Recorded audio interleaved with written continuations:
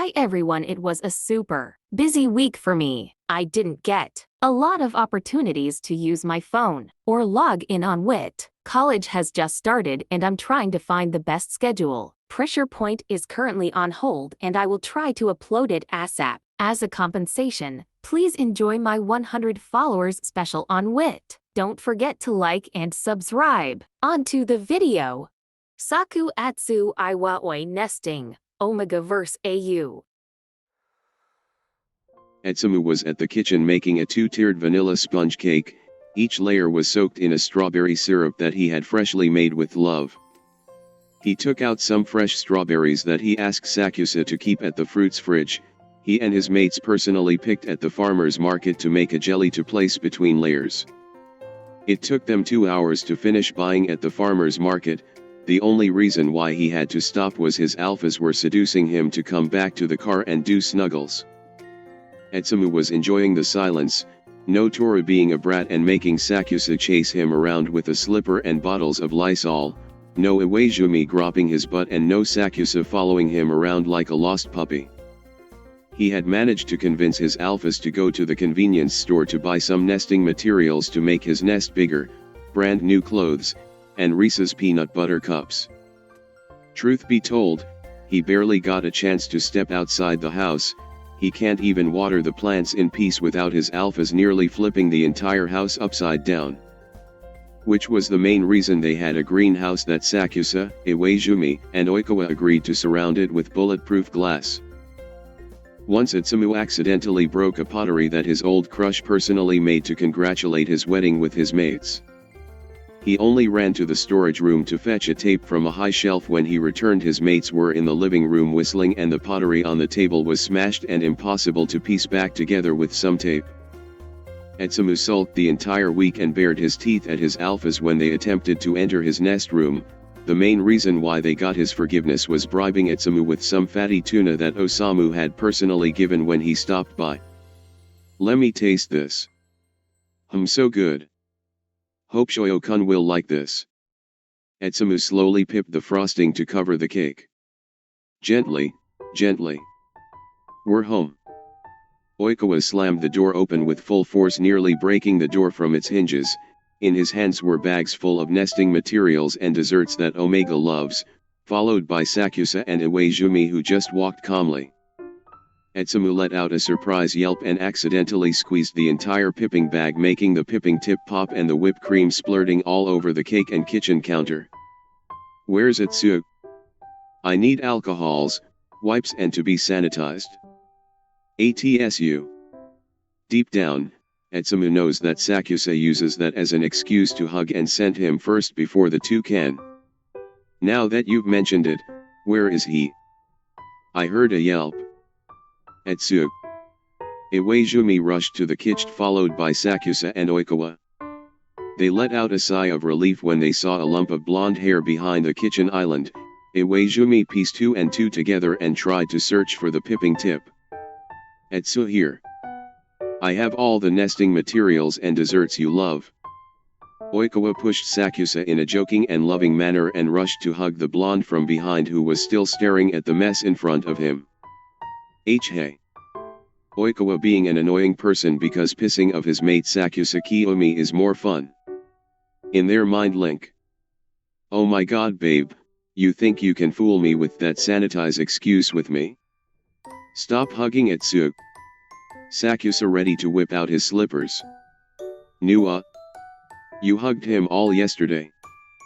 Before you rolled between and pulled him into your arms. Stop it you two and help me clean up this mess. If I remember correctly it's my turn." The two immediately stopped bickering when they heard their head alphas speak in their mate link. "Keikawa. Iwa. Oh Omi. Wait, it's dirty." 𝚊𝚒𝚒𝚒 tried to remove Alikaxa's grip from his sides, but Alikaxa tightened the hug and placed his nose over the blonde's neck, where he bit and marked the blonde, smelling the strawberry and honey scent on the Omega's neck. "Why does Kiyo only gets a special nickname and not me? Stop it Shirikawa, and help 𝚊𝚒𝚒𝚒. Killjoy." Alikaxa playfully crossed his arms and started helping the blonde clean up the mess. "What's the special occasion? You rarely baked your favorite vanilla cake recipe unless there's an occasion. Etsumu had just finished wiping the frosting from Iwaizumi's finger and looked up at Sakusa. Oh. Shuga-san, Shirabu-kun, Motoya-chan, and Joyo-kun requested for an Omega meetup later. Wait, haul up. Omega, meetup? Oikawa not believing the BS he's hearing. MHM. And it's the entire afternoon. Motoya too? Yeah. They said they miss me already and want my vanilla cake. I even soaked each layer in strawberry syrup and made some strawberry-flavored whipped cream. The three alphas about to lose their head, ready to flip the entire house upside down. I'm also gonna dizzle some chocolate ganache to make it look flowy. I'm also gonna pipe some cream and decorate it with the strawberries we bought dipped in chocolate. No, you are absolutely not going out of the house. Wait, why? Your heat will start next week and you're already starting to go in preheat. But I'm jealous, Astu-chan. You barely baked us some goods and pastries these days and you're making some for others. But it's only Shuga-san and the others. No. You're gonna get surrounded by alphas and betas that stink. Typical Kiyomi. Oikawa being a dramatic bitch because we all know he likes to piss Sakusa off. Etsumu went back to decorating the cake. He drizzled the chocolate cake on top of the cake, stopping at some random corners to make it flow down to middle of the cake. He then pipped some dollops of whipped cream at the top for decoration. Shut up, Kawa.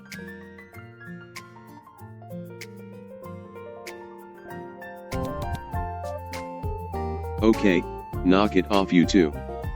Iwaizumi came back from the outside to pick up the gift that Osamu wants to give his twin. He realized how chaotic the two was and released some pheromones to remind the two who's the dominant one in this household. The two back down and submit to their head alpha's command. Etsumu was in his tiny element, not minding his alpha.